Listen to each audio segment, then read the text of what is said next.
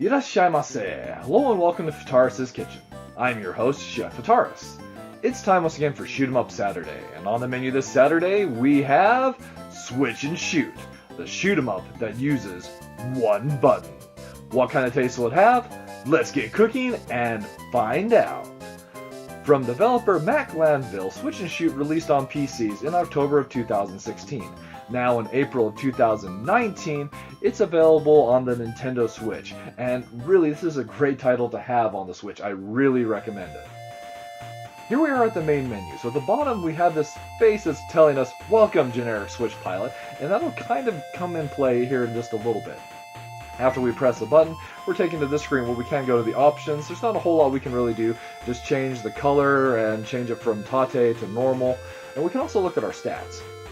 Hit the hanger and save the world if possible. The game is also available in a lot of languages, but not that it much matters, as there's not a whole lot of language to it. Starting the game, each time we start a run, and you will be starting them very often, the face goes and gives us a random name. We're okay now, Lilo is here, so let's try and be awesome with Lilo.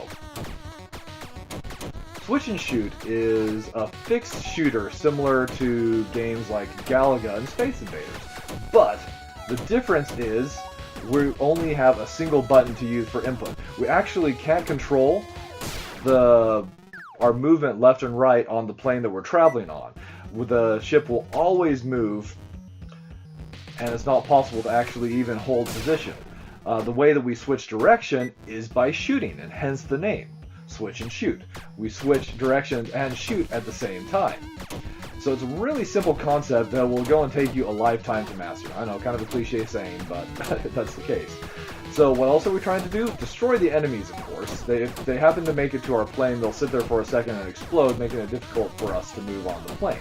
We're also picking up these yellow power-ups, and as we do, our shot gets more and more powerful, and even changes from being just a single shot to a double shot to a triple shot, and even a laser. Well, when we hit this point, the walls become fire, and if we touch them, we'll die. If we happen to miss a power-up, then our power-up goes and downgrades, and at this point it actually can get very dangerous, because those walls actually close in the more times we miss. But if we happen to collect 6 power-ups in a sector, then we move on to the next sector, the next stage. And that's your basic gameplay progression. There are at least 7 sectors in the game based off of the achievements for the colors. So that's one thing that's really fun, is we can unlock different color palettes. And each color palette that we unlock has a total of 8 different presets, for a grand total of 64 awesome colors. There was a shield there that I just happened to miss. That's actually really disappointing, but that's okay. So you can change which colors you're using during the gameplay itself. So we're in the original Switch and Shoot, and we can switch between all the different color palettes. We can also go to the other palettes themselves, actual buoys and other ones, Splody Baiters, which I really happen to like Splody Baiters.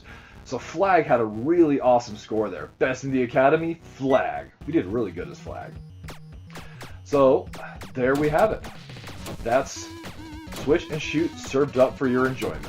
So the minus flavors, there really aren't many flavors, the minus flavors I can attribute to the game. But really, for what it is, it's brilliant, and I absolutely love it.